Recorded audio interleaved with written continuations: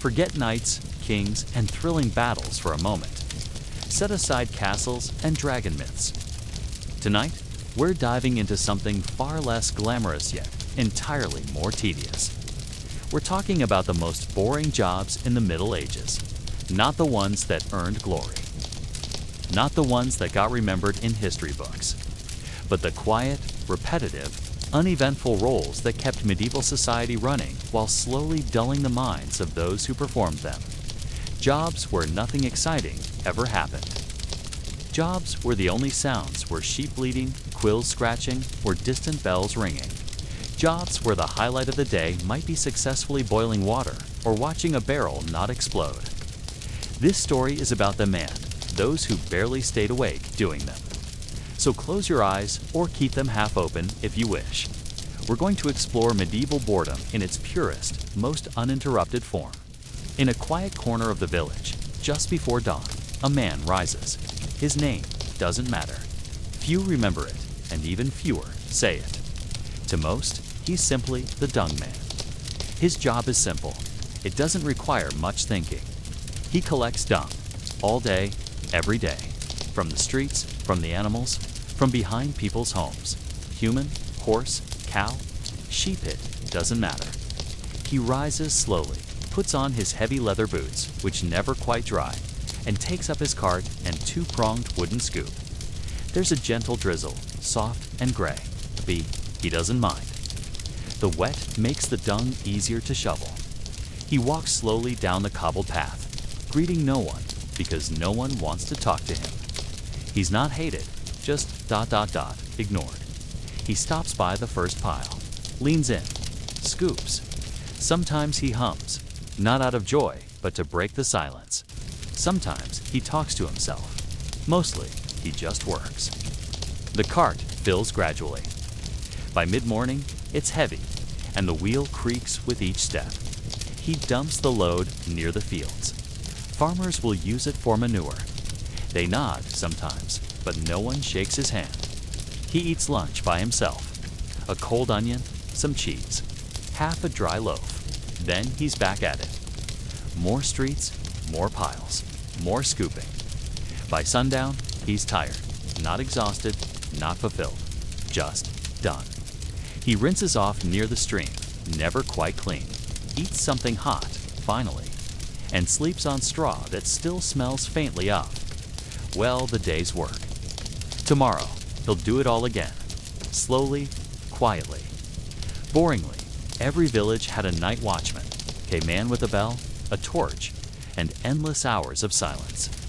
He started at dusk, wrapped in a heavy wool cloak, carrying a short cudgel knot for action, really, but tradition. He walked slowly through the village, listening for sounds that never came. Mostly, he heard owls and mice, and his own boots crunching gravel. Each hour, he rang his bell softly and whispered the time. 10 o'clock. All is well. Then he sat by the corner of the chapel, looking into the night. Nothing moved. Sometimes a dog barked. Sometimes a shadow passed, but mostly it was uneventful. The cold crept into his bones. His eyes drooped. He stood, walked a circle, sat again. Time passed slowly. He was not a hero. He was not brave. He was just there. In the morning, no one thanked him. No one even noticed. But if something bad had happened, they would have blamed him. Such is the life of the watchman. In a smoky hut, a woman sits with a spinning wheel. The fire crackles. A chicken clucks softly in the corner.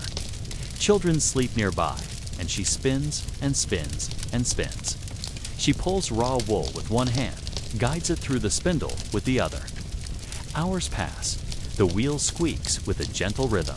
Squeak, squeak. She watches the fibers twist, turn into yarn, then gathers it in a pile. Then does it again. There is no end. The cloth won't be hers. It will go to the market, or to a noble's home, or be traded for salt. She doesn't mind. This is what she does. Her fingers are rough, her back aches, but the motion is soothing. When the fire burns low, she stops. winds up her thread, and sleeps, dreaming only of more spinning. In a village where roofs are made of tightly packed bundles of straw, there is a man whose job it is to make sure they don't leak. He is the thatched roof inspector. Each morning, he picks up his ladder-wooden, heavy, slightly damp hand, walks slowly to the first cottage. He leans the ladder, always at the same cautious angle, and climbs. The rungs creak, his knees creak. Nothing else makes a sound. At the top, he settles into a squat and stares at straw for a long time. Sometimes a sparrow has nested in the eaves. Sometimes a bit of thatch is missing. Mostly, everything looks exactly the same. Still, he pokes it, presses it, checks the alignment. Then, slowly, he climbs down and goes to the next cottage. He does this for hours, staring at straw, poking straw, thinking about straw. Lunch is eaten sitting against the side of a stone wall. Bread, cheese, and a boiled egg if he's lucky. Then more roofs. It rains, he still checks. It's hot, he still climbs. The joy, if it can be called that, is in the small discoveries. A mouse hole, a patch of rot, a missing reed.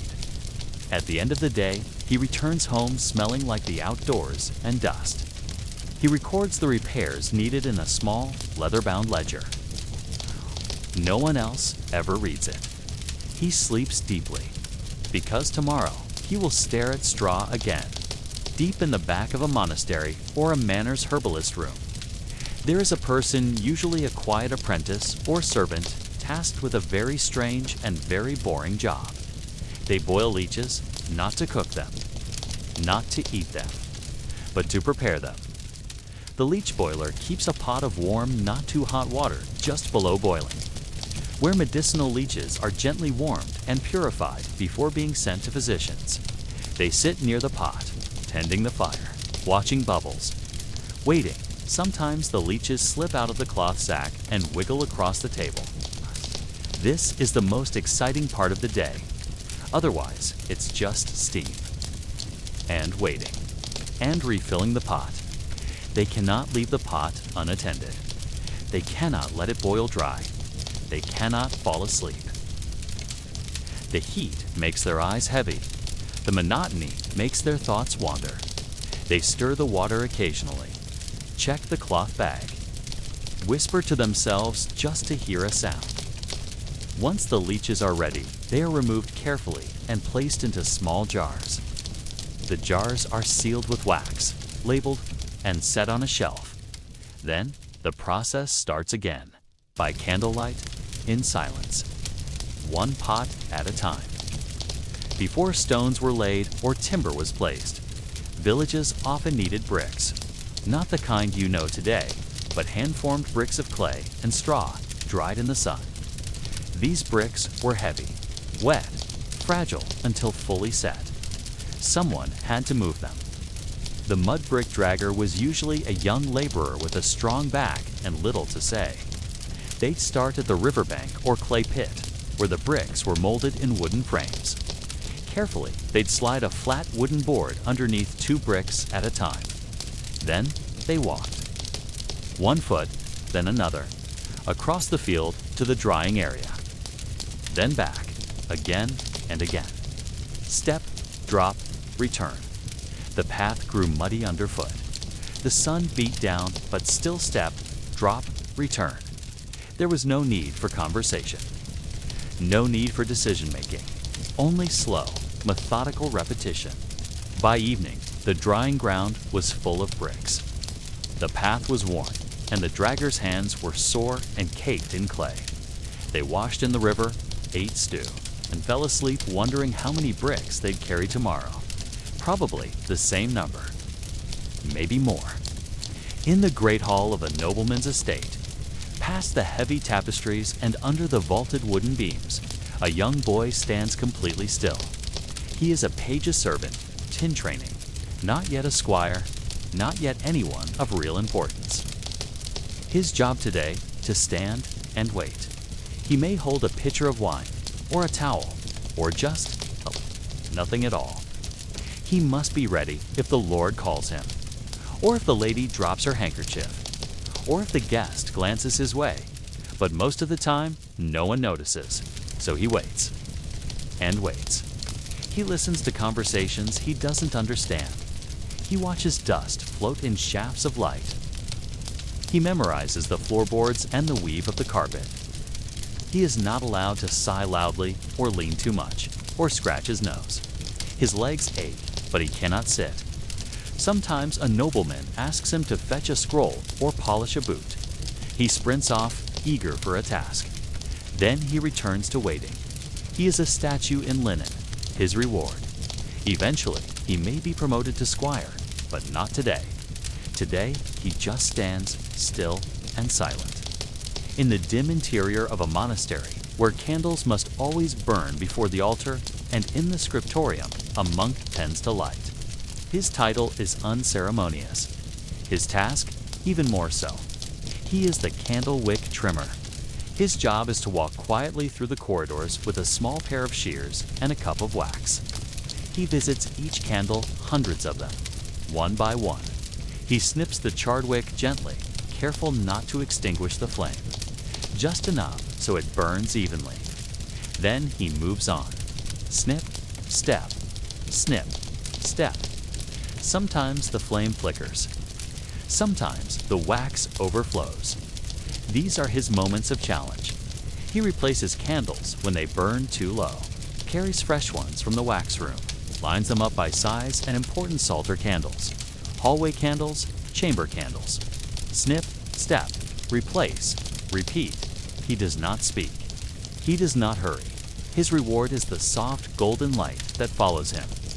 At night, he dreams and flickers, and wakes knowing the candles will need trimming again. In a quiet corner of a cold scriptorium, a monk sits with a pile of feathers and a small knife. He is not a writer. He is not a scholar. He is the quill cutter. Before books could be written, someone had to make the pens, and that someone was him. He selects goose feathers, wipes them gently, examines the curvature, then slices delicately with a blade, forming a sharp tip. He tests the point on a scrap of parchment, too thin. Trim again, too wide. Start over. There is no talking. Only the soft sound of blade on feather, over and over. His fingers are permanently ink-stained, his shoulders tight from hunching, his eyes always half tired. But without him, no book is written, no psalm copied, no ledger recorded. He doesn't get credit. His name is not in the manuscript. But still, he sharpens the next quill, and the next, and the next. In a manor house where the walls are thick and the glass, if there is any, is small and precious. A servant quietly rises before dawn. His title, the window shutter keeper. It's not glamorous, it's not urgent, but someone must do it. Each morning, he walks the corridors with a ring of iron keys, creaking open every wooden shutter one by one. The sound of hinges echoes gently through stone hallways. Light seeps in, thin and pale. He doesn't look at it. He simply moves on. In rooms where no one sleeps, he opens shutters anyway, because that is the task. At midday, if the sun is strong, he may be told to close them halfway. Then, as twilight deepens, he makes his second round. Each shutter shut, each latch locked. Same order, same silence. Sometimes a window sticks. Sometimes the wind rattles them, but mostly they open, and then they close. He carries a candle for the darker corners. He never rushes. There is no reason to. At a small stone bridge over a slow-moving stream, a man in a woolen cap sits on a stool with a tally stick. He is the bridge toll counter. His job is to note every person, every cart, and every animal that crosses. He does not collect the toll that is the bailiff's job. He simply counts. A farmer walks past with a pig. 1, a cart with 2 oxen rumbles over the planks. 2, plus the driver. 3. Then nothing happens. For a while, birds chirp. water flows. He carves notches into a stick, marks lines on a slate. Sometimes both. If he loses count, he sighs and starts the hour again. His hut is small. His food is cold. But the job is simple. Watch, count. Mark when night falls, he hands off the tally and walks home slowly. Tomorrow, more counting. In a tall church tower, the bell hangs silent. It only rings on command by the abbot, the bishop, or the liturgical calendar. But the bell rope minder is always there, just in case. He sits near the base of the tower, beside the long, thick rope. He is not allowed to ring it. He only watches it, keeps it clean. Makes sure no child pulls it, ensures no rats chew it. He might dust it gently, test the tension. Turn it so it wears evenly, but mostly he watches. When the signal comes, he doesn't ring it. He fetches the bell ringer, and then he returns to watching. In a wealthy household or a monastery that can afford it, an apprentice sits beside a small hourglass. Not the dramatic kind, not the ones with dragons or gold, just a simple sand glass that measures an hour or less. The apprentice is the sand glass turner. His job, turn it. Watch the grains fall. Wait. Then turn it again. If he forgets, someone will shout. If he breaks it, he may be punished. So he sits and watches. Sometimes he hums. Sometimes he breathes in rhythm with the fall of sand, but he never leaves. Time, in this moment, is entirely in his hands. In a cool, dark corner of a tavern cellar, lit by one candle and the occasional drip of moisture from the stones, a man crouches next to a wooden barrel. He is the ale barrel watcher. His job is to watch ale ferment. He doesn't stir it, doesn't taste it. He simply observes. Bubbles rise slowly to the top. Soft foam gathers, then settles. He leans close to listen. Sometimes the brew makes a soft popping sound. Sometimes nothing. He checks the spigot, gently wipes the lid, and sits again. He knows the ale isn't ready yet, but he must be there when it is. To signal the brewer, to catch it before it turns. So he waits and watches. The air smells of yeast and wood. His eyes adjust to the dimness. Time moves differently down here. There are no clocks, just the patience of bubbling. If a barrel leaks, it's a crisis. If not, he watches another day. At night, his dreams are filled with foam and froth. But in the morning, he returns to the cellar and watches some more. At the edge of a cloister, where the rules of silence begin and the outside world ends, there sits a small, square room called the Porter's Lodge. And inside that room is a man whose only duty is to open the door and close it. He is the monastery door opener. He wears a simple robe. He has a wooden stool and a view of the gate. Most of the time, no one comes. The monastery is quiet. Visitors are rare, but just in case, he is there. A knock. He rises. Slides the panel, peers out. Sometimes it's a farmer bringing eggs. Sometimes a traveler in need of rest. Sometimes nothing. He opens the door slowly, greets the visitor softly, directs them to someone more important. Then closes the door, returns to his stool. He is not allowed to nap. He may read a psalter, he may pray, but mostly he sits and waits for the next knock. High above the hearths, where the fire once roared, the smoke climbed and the warmth ended, lived soot, and someone had to remove it. He was the soot scraper, neither noble nor feared, just soot-covered and forgotten. His task, to climb into narrow chimney shafts with a flat iron tool, scrape the sides. Push the soot down, cough, repeat. No one saw him work. No one heard him, except maybe the crows on the roof tiles. He worked slowly scrape, rest, scraped because rushing led to falls. The soot stuck to his clothes, his hair, his eyelids. When he came down, he looked like part of the chimney. He washed in cold water, always in vain. He ate alone. He didn't smell like smoke, he was smoke. but the chimneys were clean. And that was enough. In a dim workroom surrounded by baskets, there sits a woman with a lap full of feathers. She is the goose feather sorter. Every day, more feathers arrive, bundled, dusty, tangled. Her job is to sort them by size, softness, and strength. Some will fill pillows, some will be made into quills. Some will simply be discarded.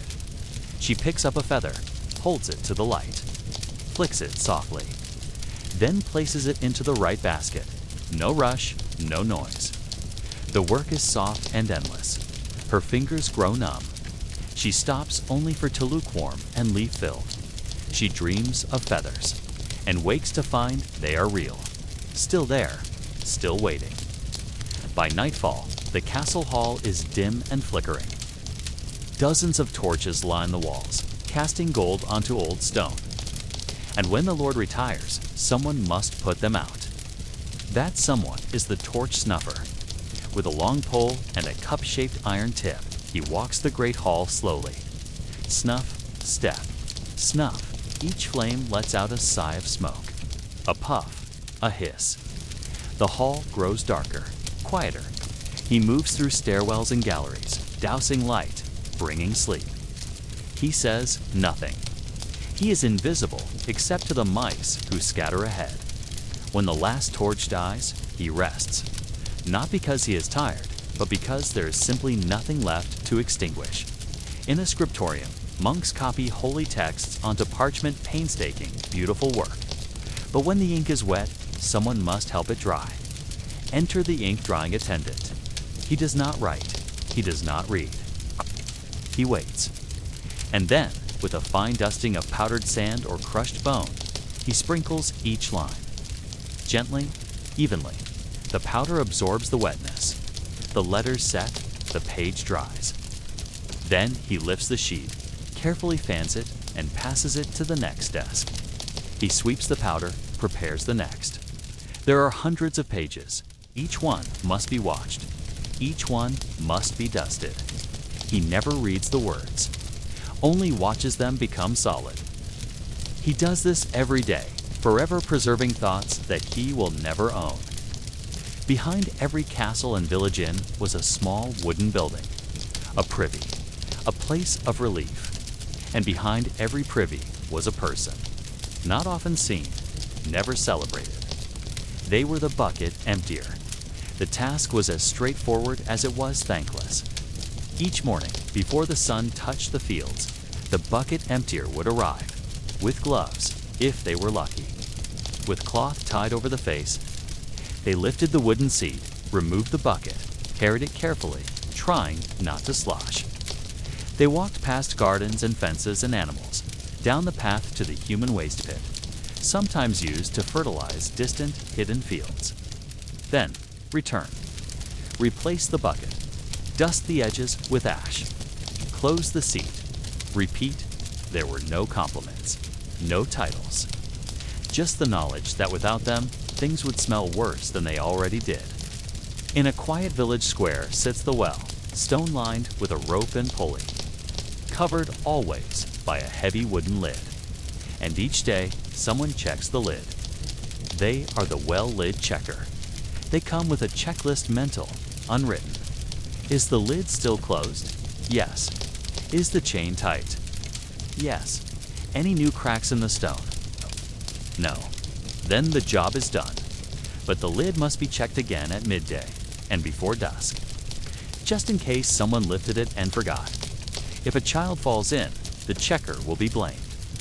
If a squirrel falls in, the water must be emptied. So they check and check. 3 times a day, every day. They are rarely thanked, but they are always present. Lanterns lit the pathways of monasteries, manors, and markets. But oil did not last forever, so a boy or a girl quiet, careful would carry a small clay jar of oil and a spoon. They were the lantern oil refiller. By dusk, they began their round. Each lantern opened gently. The spoon dipped once, twice, sometimes thrice. Just enough oil to make it to morning. Too much, and it might spill. Too little, and the flame might die. The scent of oil clung to their clothes. Their hands slick, but sure. Sometimes the flame sputtered as they poured. Sometimes it burned their fingers. They said nothing, just refilled and walked on. They dreamed not of fire, but of walking forever with a spoon and a jar. At the edge of the village, where the graves of the old rest beneath crooked markers and patches of moss, one person walks with slow intent. They are the graveyard pebble straightener. Each grave is covered in small stones and old custom meant to honor, to weigh down, to mark time. But pebbles shift. Rain moves them. Wind scatters them. Children step across them. So this quiet person walks, hunched and focused, realigning each stone. Not for the dead, but for the living. There is no rush, no audience. Only rows of peaceful earth and the occasional blackbird's call. They straighten, not for beauty, but for order. Because someone must. And when they finish the last stone, they start again at the beginning. In the great halls of a manor where rich tapestries hang on stone walls, there is a quiet servant with a broom. His job is simply yet utterly monotonous. He is the tapestry dust shaker. Every day, he walks slowly along the length of the hall. He doesn't wipe the tapestries clean, merely lifts the dust that has settled on their woven threads. A soft brush, sometimes a long feather duster, is his tool of choice. He works in silence. The only sound is the gentle rustle of the dust and the soft echo of his footsteps on cold stone. He moves from one tapestry to another with the same careful deliberation, ensuring that the images of knights, saints, and forgotten legends are free from the weight of centuries. He does not imagine that his actions change the world. They only preserve a small piece of beauty amid endless monotony. At the end of the day, his work is unseen by most, but it is as consistent as the turning of the seasons. In a great castle's ramparts, high above the common folk, a noble falcon is kept. But not every job in the castle is glamorous. There is the falcon perch attendant, whose sole purpose is to ensure that the majestic bird has a safe place to rest. Every morning, before the castle awakens, the attendant climbs the narrow, winding stairs to the falconry. He checks the perch, simple wooden beam placed in a quiet corner of the stone wall. The falcon, proud yet indifferent, sits perched, eyes half closed. The attendant adjusts the perch if needed, tapping gently here, smoothing frayed wood there. He ensures that the spot is free of debris and that the chain securing it is tight. He does not speak to the bird, for it does not need words. It needs only quiet order. For hours, he watches the falcon, a silent guardian of a duty that barely registers on the scale of excitement. Time passes slowly as he moves from perch to perch, then back to his own small room. When his task is done, he descends in silence, leaving behind the still, watchful eyes of the falcon against the endless blue. All these tasks, no matter how insignificant they may seem, were the threads that wove the fabric of medieval life. From the dung collector to the falcon perch attendant, each bore the quiet weight of necessity. In a world where everything was measured in patience and persistence, boredom was not a curse, was a way of life. The slow, steady pace of each day allowed for a unique rhythm that continues to echo in our modern desire for stillness and reflection. This final chapter is a celebration of monotony. It honors the unsung heroes who carried out their duties without fanfare, whose days were defined not by bursts of action, but by a constant, unyielding routine. Their lives may have been boring by modern standards, but in that boredom lay a profound form of endurance's testament to human resilience in even the most unremarkable work. As you close your eyes tonight, let these gentle, persistent rhythms remind you. Sometimes in stillness, there is beauty. Sometimes in monotony, there is meaning. Sometimes the most boring jobs are the ones that quietly keep the world turning. Thank you for taking this slow journey through the most mundane corners of medieval labor. In every boring task, there is a story of survival, a quiet act of devotion, and a reminder that even the smallest jobs have their role in the vast tapestry of life. May this meditation on monotony lull you into a peaceful sleep. And may you find comfort in the knowledge that every tick of time, even in boredom, carries you forward into the next day. Good night and sleep well.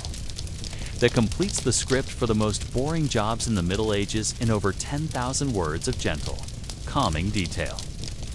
The morning light drifts in through a high, narrow window in the monastery. It filters past dust motes that float as slowly as the thoughts of the man already at his desk. The scribe is awake. He has been for some time. His name is not known to history. Few scribes are remembered, and he is fine with that. He dips his quill into ink, lets the excess drip, and lowers it gently to the parchment. The first stroke is slow, intentional. It curves like a sleepy breath. He copies from a model bookhand earlier version kept propped beside it. It is the same book he has copied for weeks now, possibly months. His task is not to think, not to create, only to reproduce. He is copying letters, one at a time, each drawn with care, each measured against the line. Some of the words are in Latin, some in Greek. He speaks neither fluently, but it doesn't matter. He is not here to read. He is here to write. In the scriptorium, there are others. 7, maybe 8 scribes, all seated at tilted desks.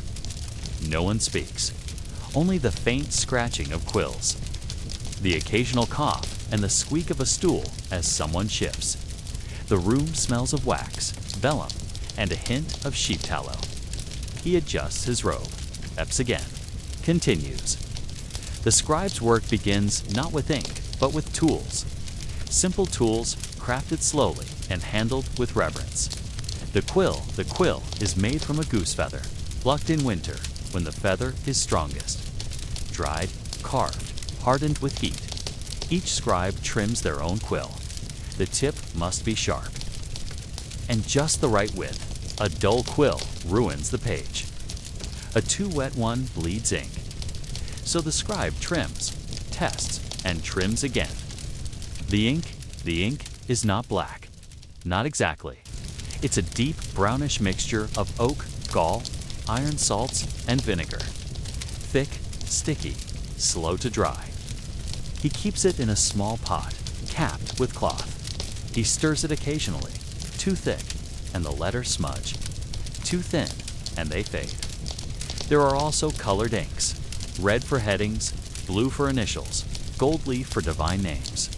But those are rare, reserved for special occasions, or special books. The parchment, not paper. Never paper. Parchment, stretched calfskin, dried and scraped. Every sheet slightly different.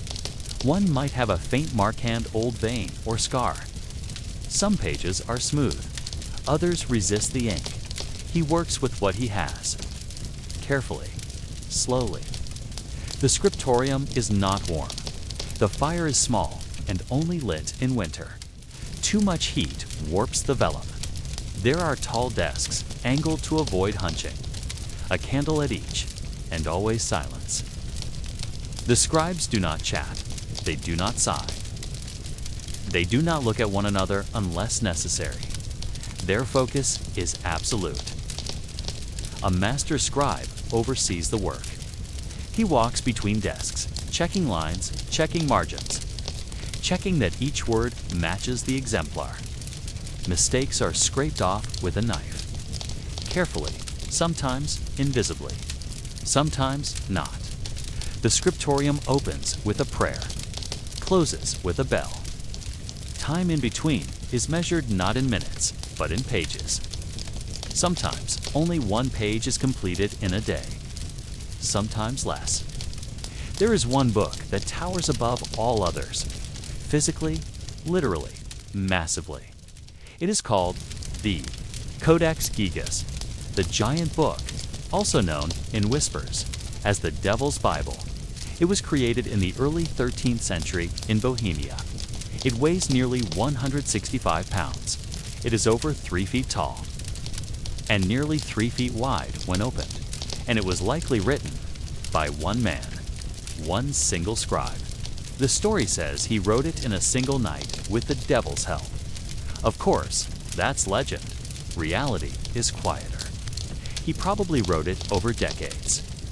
Page after page of Latin texts, the Bible, histories, medical writings, and magical formulas. The writing is consistent, the style uniform, no signs of fatigue. Noticeable decline. It's possible the scribe lived and worked alone, writing by daylight. Copying by candlelight, the book remains intact to this day. A monument to long, slow effort. A monument to boredom. Not every letter is perfect. Not every page is clean. Even the most patient scribe makes mistakes. Sometimes a letter is missed. A word is repeated. A line is skipped. When this happens, the scribe sighs not loudly, of course, and reaches for his knife. With steady hands, he scrapes away the ink. The page is delicate. One wrong move and the parchment tears. But if he is careful, he can make it right. Mistakes are fixed, but not always hidden. In some margins, a small note appears, written in great haste, or, "Oh, my hand is tired." And even, "This page was difficult." Margins are where humanity leaks out, where a bored scribe draws little faces. Tiny animals or saints with long noses and tired eyes. Sometimes, in the empty space between paragraphs, a monk doodles a rabbit fighting a knight. No one will ever know why, but there it is. Centuries later, we can still see it. The boredom is preserved. The boredom became beauty. Some books are small, personal, meant for prayer, meant to be held, but others are immense. One such book was a Psalter book of Psalms commissioned by a wealthy noble in the late 1100s. It was not meant to be read often. It was meant to impress, to endure. The scribe was young when he began. His handwriting was tight, focused, unadorned. 10 years later, he was still working on it. His lettering had changed slightly slower, more fluid. Perhaps his hand ached more. Perhaps his sight began to fade. There are subtle differences in the ink. He mixed new batches over time, some darker, some fading. By the final pages, his notes in the margins are more frequent. One reads, "O Lord, let this be done soon." He was no longer young, but the Psalter was nearly complete. One last flourish. One last illuminated letter. A golden D with vines curling into dragons. And then it was done. He died not long after. The Psalter was used twice at the noble's funeral and again at the scribe's own, then placed in a vault. It now rests in a museum. All that time, all those days, for a book that would rarely be opened. But still, it was finished. Why did scribes write such long books? Why devote years, sometimes decades, to copying something that already existed? Because in the Middle Ages, copying was preservation. There were no printing presses, no scans, no backups. A single fire could destroy a library, so books had to be copied, over and over. If a manuscript was important, say, a theological treatise, a medical manual, or a legal code was copied by hand, and only by hand. Sometimes a monastery would dedicate a year to copying one work. Sometimes a wealthy patron would pay to have a personal Bible copied just for them. The longer the book, the more expensive it was, but also the more respected. A large book wasn't just content, it was permanence. It meant something was meant to last. The size was symbolic. The effort was a form of devotion. To write 300,000 words by hand. That meant the knowledge mattered. So scribes wrote, not for speed, not for fame, but to preserve, to honor, to endure. Writing sounds peaceful, but for a medieval scribe, it was a physical challenge. Imagine holding a quill for 10 hours a day, elbow raised, neck bent, eyes squinting. Over time, the body rebels. Some scribes suffered what we would now call chronic tendinitis, constant ache in the wrist and fingers. Others developed stiff necks, hunched shoulders, and sore backs. One even wrote in the margin, "My hand is heavy and I am tired." There was no medicine for this, only rest, prayer, and more writing. Their eyes grew weary. By candlelight, the letters blurred. Some scribes went blind after decades of work. Their robes gathered ink stains. Their fingers were always blackened, and yet they continued. Some scribes trained apprentices to take over in their final years, passing on the knowledge of lettering, spacing, and patience. The pain was part of the job. They did not complain, except sometimes in the margins, where one wrote, "Let this work be finished, for my back is sore and my stomach empty." Long before the Codex Gigas, another giant was made. It wasn't bound by devils or cloaked in dark legend. It was made in the windswept monastery of Wearmouth Jarrow in northern England. It was called the Codex Amiatinus. This book was a Bible, not just the New Testament. The whole thing, 1,000 pages, weighing over 75 pounds and nearly 2 feet tall. It was written in the early 700s by hand by monks. They used calfskin parchments. Some say over 500 animals were needed. Each skin stretched, scraped, trimmed, and cut. Each letter was drawn carefully in unsealed script-a-wide, rounded form of Latin writing. Letter after letter, verse after verse.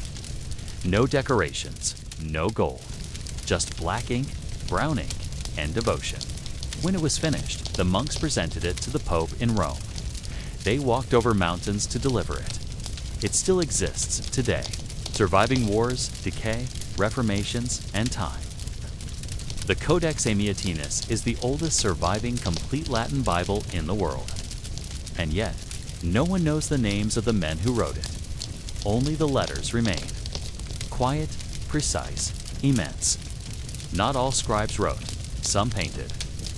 These were the illuminators, artists of the margins, colorists of the sacred. They did not write text, they painted the letters. A gold B shaped like a tower, a red M filled with saints and vines, a blue P with a fox curled in its loop. They used ground minerals lapis lazuli, cinnabar, gold leaf mixed with egg yolk or vinegar. They worked with fine brushes made of squirrel hair. They leaned over their palettes in cold stone rooms, mixing color drop by drop. Their work came last. Only after the text was copied did they begin, and they worked slowly. One page might take a week, sometimes more. Some images were instructional like plants or stars. Others were decorative angels in robes, dragons chasing each other, cats chasing mice. And then there were the odd ones. A nun kissing a frog, a knight fighting a snail, monk playing a harp shaped like a fish. No one really knows why. Were the artists bored? Was it a joke? Or perhaps, after 10 hours of work, they needed something to smile at. Either way, their little pictures remain, frozen in paint, sleeping between the lines. Let's do something difficult. Estimate time. Say a Bible is 800,000 letters, and a scribe writes 20 lines a day, about 1,000 letters. That's 800 days of work. If he works 6 days a week, that's roughly 3.2 years. No days off. No holidays. Now add mistakes, ink shortages, sickness, other monastic duties, whether suddenly a single Bible might take 5 to 10 years. And that's just the writing. Illumination adds months. Binding takes weeks. Drying and pressing pages takes more time. So, a large Bible-like Codex Amiatinus or Codex Gigas might take decades. Most scribes did not live to see their books finished. Some worked on just one book for their entire life, and some copied the same book more than once. They didn't write for speed, they wrote for time itself. Not all books survived. Fire destroyed many. Water, mold, and rats ruined more, and war scattered the rest. Some were burned in religious purges, others crumbled in damp castles. Of the thousands of books copied in the Middle Ages, only a small portion remain. And of the scribes who made them, we know the names of maybe a few dozen. The rest remain shadows, ink-stained robes, bent backs, calloused fingers. Their work is still here, but their names are not. Sometimes, in the margins, a tiny name appears. Brother Theodoric wrote this, or I, Johannes, was cold when I wrote this page. That's all. No biography, no statue. Just a sentence beside a psalm. But that's how it was. The work mattered. The worker did not. And in that strange anonymity, there's a kind of immortality.